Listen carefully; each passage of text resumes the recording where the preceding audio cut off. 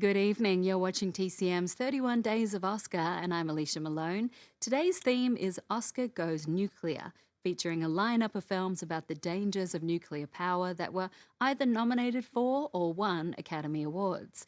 Our first film takes us down under with a star-studded cast. From 1959, directed by Stanley Kramer, it's On the Beach. For Stanley Kramer, this film came right after he made The Defiant Ones, which was nominated for 9 Oscars and won 2. This was Kramer's 4th film as a director, and he also produced, building on his reputation for creating movies with powerful social messages.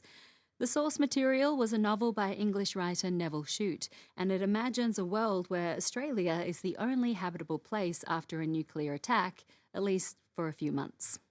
Gregory Peck stars as an American submarine commander who arrives in Australia and assembles a crew of Aussies to investigate a mysterious signal coming from California.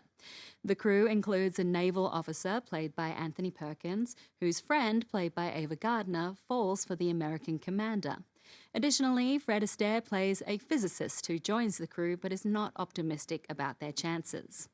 This was Fred Astaire's first non-musical feature film role, which required him to be purely dramatic, and he enjoyed himself in Australia. The press and general public left him alone, allowing him to explore local thrift stores in Melbourne and go to the dog races with Gregory Peck.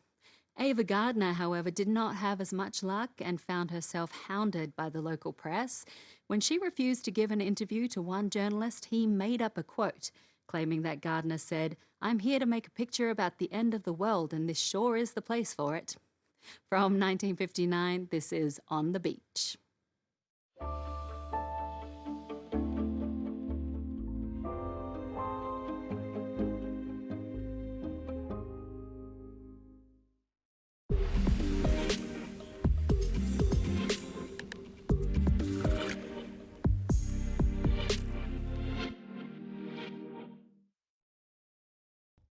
The theme song used throughout On the Beach is Waltzing Matilda. This is a song Aussies know very well. It's the unofficial Australian anthem and is a folk song, or what we might call a bush ballad. And honestly, that scene where the drunken fishermen sing it repeatedly is an accurate depiction of how you might hear it in Australia. The famous Australian poet Banjo Paterson wrote the lyrics in 1895, and On the Beach helped to popularise an instrumental version of the song composed by Ernest Gold. And Ernest Gold received an Oscar nomination for Best Music Score, one of the 2 Academy Award nominations for On the Beach, the other being for Best Film Editing. Ben-Hur was the big winner that year, taking home awards in both of those categories, but producer and director Stanley Kramer had many more trips to the Academy Awards in his future.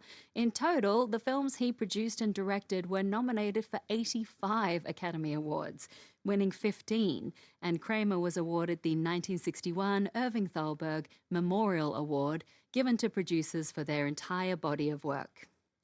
Okay, we are continuing with the theme of nuclear danger on TCM's 31 Days of Oscar.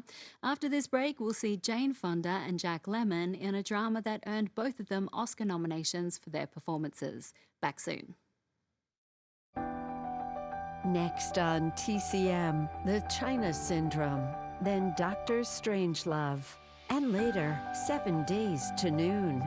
You've got an appointment with Oscar tonight.